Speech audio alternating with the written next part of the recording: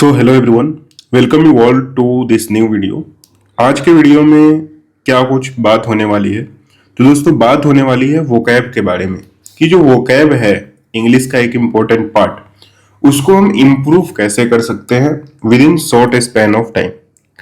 ठीक है, इस बारे में बात करेंगे। इस वीडियो में हम ये भी देखेंगे कि जो इंग्लिश के बहुत सारे पोर्शन है, जैसे मान लो एक तो हो गया आपका ग्रामर, एक हो गया आपको वोकैब। ठीक है, तो वोकैब उतना ही 50% आपको पता है इंग्लिश में मैटर करता है, और वोकैब में भी एंटोनिम है, सिनोनिम है, वन वर्ड सब्स्टिट्यूशन है, फ्रेजल वर्ब है, स्पेलिंग एरर है, एडियम्स एंड फ्रेजेस है। ये सारी चीजों को हम यहाँ पर एक्सप्लोर करेंगे इस वीडियो में और जानेंगे कि आपको एक स्ट्रेटजी क्या फॉलो करनी चाहिए, कैसे इसको प्रिपेयर करना चाहिए ताकि आप वोकैब पे मास्टर कर पाओ कुछ कम समय में और एक कम्प्रीहेंसिव वे में, ताकि आप जब एग्जाम देने जाओ तो उसमें आपको कोई दिक्कत का सामना ना करना पड़े और आप मैक्सिमम स्कोर कर पाओ। ठीक है, इसके बारे में बात करूं उससे पहले आपको बता दूं दोस्तों, मेरा नाम विकास गुप्ता है। मैं अभी as a GST inspector working हूं और मैंने बहुत सारे एग्जाम्स एसएससी से रिलेटेड निकाल रखा है। तो जो भी इस वीडियो में हम बात करेंगे वो मेरे एक्सपीरियंस के आधार पे होगा। ठीक है, यहाँ पर देखो, अगर हम जब वोकैब की बात करते हैं तो आप पूछोगे सर ये बताओ कि ये जो वोकैब होता है वो पूछा कैसे जाता है। तो देखिए, मैंने 6 से 7 क्वेश्चन आपको स्क्रीन पे शो किया है। यहाँ पर ये वन वर्ड सब्स्टिट्यूशन का क्वेश्चन है। इसमें कैसे पूछा कि a record of one's life written by somebody else. ठीक है, तो इसके बारे में यहाँ पे 4 ऑप्शन दिया होगा। इस चारों ऑप्शन में से एक को हमें चूज करना पड़ता है। उसके बाद यहाँ पर देखिए, सोल्जर फॉट, यहाँ पर क्या आएगा, ब्रेवली आएगा। तो इस प्रकार से क्वेश्चन होगा। ये एडियम्स एंड फ्रेजेस है, give someone the cold shoulder to ignore someone होता है।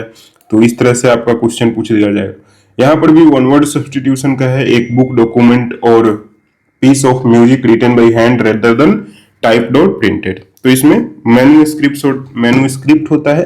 तो ऐसे क्वेश्चन आपका पूछा जाएगा। तो आप ये समझ रहे हो कि जो क्वेश्चन पूछने का तरीका है वो क्या है। ठीक है, यहाँ पर देखिए फ्रेजल वर्ब से क्वेश्चन आ गया।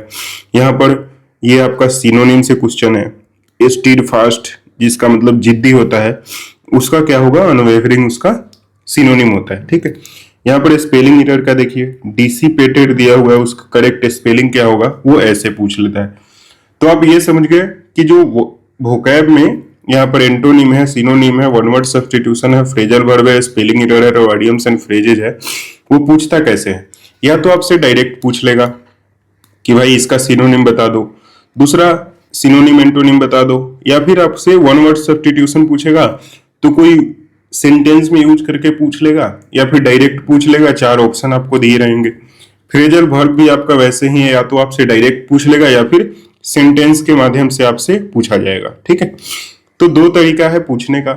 आइडियम्स एंड फ्रेजेस भी दोनों तरीके से ही पूछा जाता है, या तो सेंटेंस में या फिर डायरेक्ट दिया रहेगा, उसका आपको 4 ऑप्शन में से चूज करके बताना पड़ेगा। तो इसमें होता क्या है, होता यह है कि अगर आपको समझ लीजिए 4 ऑप्शन दिए गए हैं, अगर आपको करेक्ट ऑप्शन नहीं पता या फिर आपको 3 रॉन्ग आंसर पता है कि ये नहीं हो सकता, ये नहीं हो सकता, ये नहीं हो सकता, तो ये भी सही हो जाता है। ठीक है, तो वोकैब में इंपॉर्टेंट ये है कि जो ऑप्शन 4 दिए गए हैं उसका आपको मीनिंग पता होना चाहिए। ठीक है, जैसे मान लीजिए यहां पर एक हम वो देखें, सोल्जर फॉट, यहां पे आगे क्या आएगा। ठीक है, तो पहला है पोलाइटली। पोलाइटली कोई फाइट करता है क्या, तो ये तो होगा नहीं। ये है लाउडली। लाउडली ऐसा कोई मतलब उसका मीनिंग नहीं बनता, या साइलेंटली लाउडली कोई फाइट तो करता नहीं, तो ये भी नहीं है। ट्यूनफुली यानी कि कोई म्यूजिक बजा के तो फाइट करेगा नहीं, तो यहाँ पर ब्रेवली ऑप्शन आ जाता है। यानी कि कहने का मतलब है कि अगर आपको वोकैब पे नॉलेज है, अगर आपको 3 ऑप्शन भी पता है, 2 ऑप्शन भी पता है, तो आप इसको कर सकते हो। उसी तरह से सिनोनिम एंटोनिम में क्या होता है कि मान लीजिए ये स्टीड फास्ट का सिनोनिम पूछा है, तो यहाँ पर कभी कभी क्या होता है मैक्सिमम टाइम में कि 3 आपको एंटोनिम दिया रहेगा। ठीक है, इसी में देख लो, स्टीड फास्ट है तो यहाँ पर यानी कि जिद्दी, तो फ्लेक्सिबल क्या है उसका, वो है एंटोनिम है। उसी तरह से कभी क्या होता है कि जब एंटोनिम पूछेगा तो 3 सिनोनिम दे दिया रहेगा, तो आपको जब वर्ड का नॉलेज होगा, उसके एंटोनिम सिनोनिम का नॉलेज होगा, तो आप करेक्ट आंसर 100% कॉन्फिडेंस के साथ लगा सकते हो। ठीक है, क्योंकि कभी कभी क्या होता है कि किसी किसी ऑप्शन में भी डाउट होने लगता है, तो इस तरह से क्वेश्चन पूछा जाता है। अब बात आती है कि सर हमारा स्ट्रेटजी क्या रहे। तो देखिए, सबसे पहली चीज है कि कोई भी आप चैप्टर या फिर सब्जेक्ट शुरू कर रहे हो तो उसके लिए आपको एक रिसोर्स की जरूरत है।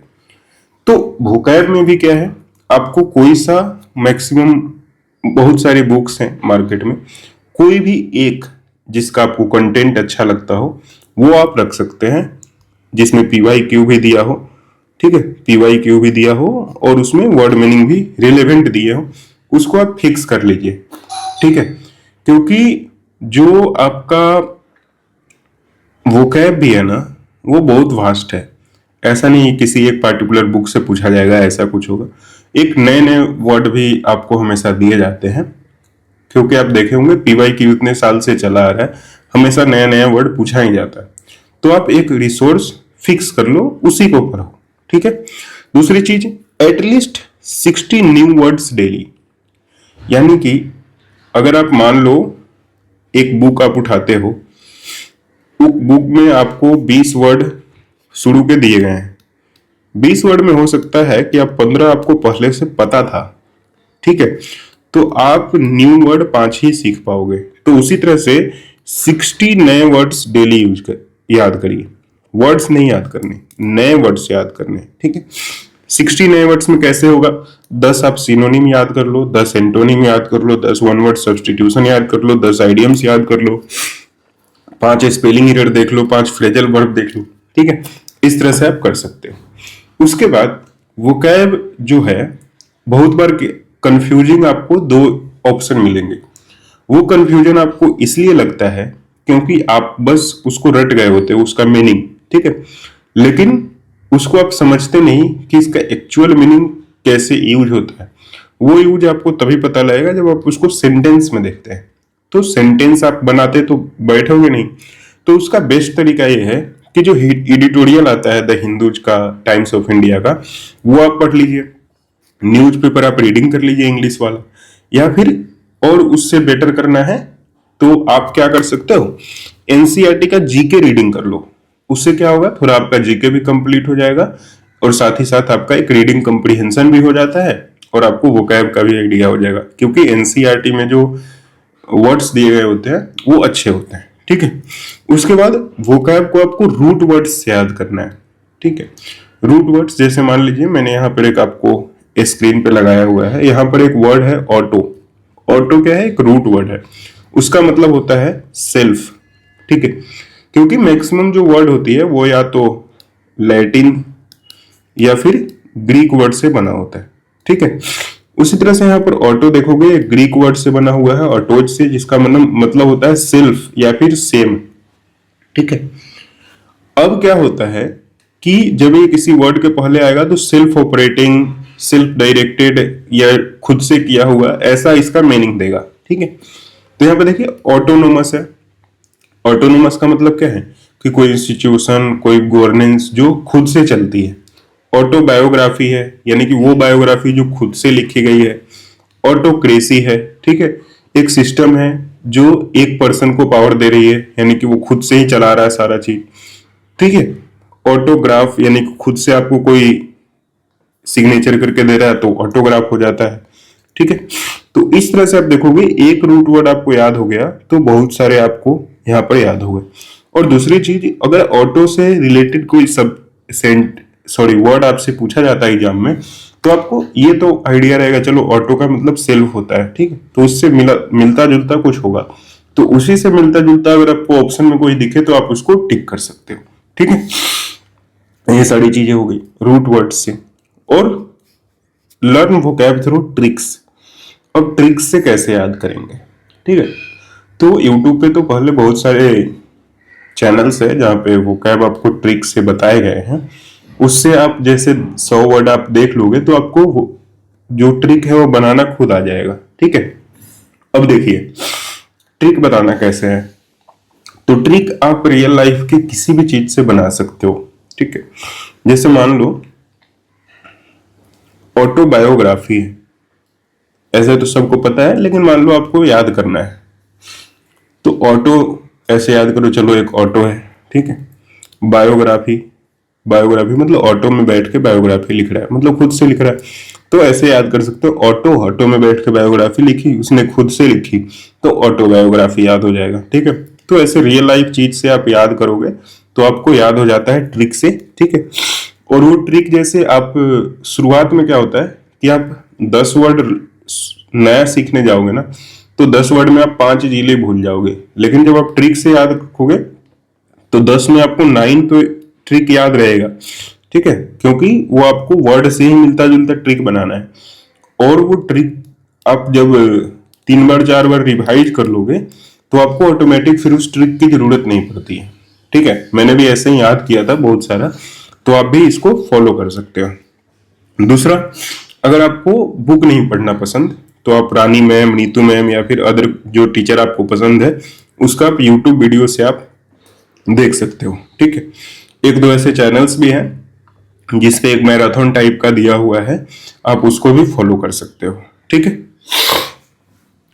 उसके बाद बात करें अगर 60 डे प्लान की, तो देखिए फर्स्ट 15 दिन आप एक फाउंडेशन बिल्ड करो, ठीक है।